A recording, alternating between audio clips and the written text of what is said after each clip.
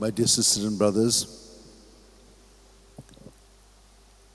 we have heard the three readings. The first reading, we see how God is taking the initiative.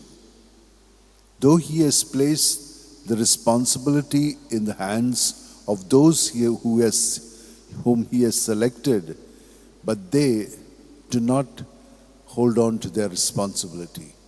And because of that, the people have to suffer, and the people have been taken into captivity, and they are gone into Babylon, and they are there. So God says to them, I will bring you back. I will take care of you. I will heal you. So this is what God does. Remember that we should never be discouraged.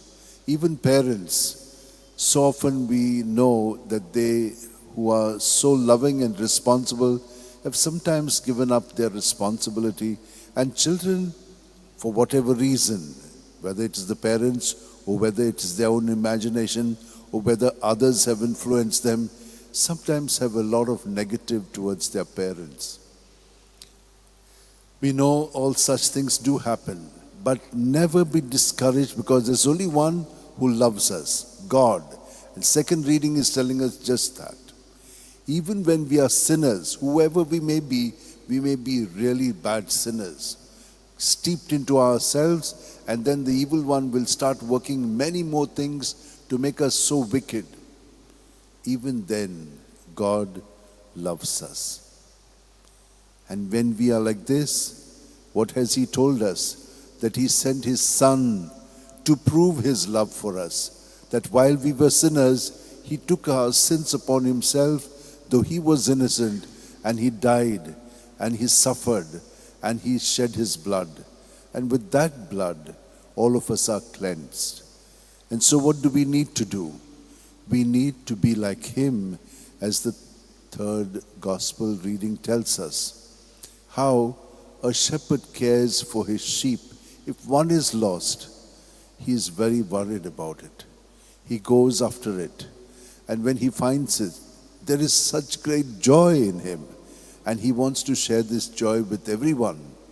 My dear sisters and brothers, we will be able to reclaim all this if we live what God our Father has done for us in Jesus. He has put Him into our hearts, and He has united us all together in His body.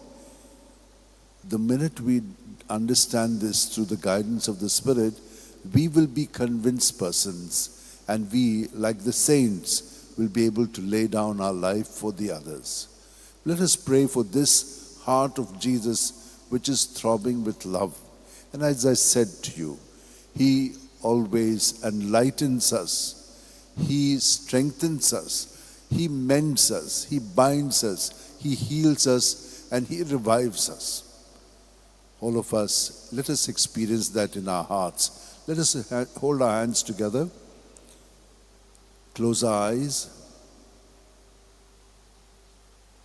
and look at the many times that God has forgiven us and has given us again the chance in innocence to begin again. But we have squandered this so often. But He never lets us go. He's always coming after us because He loves us.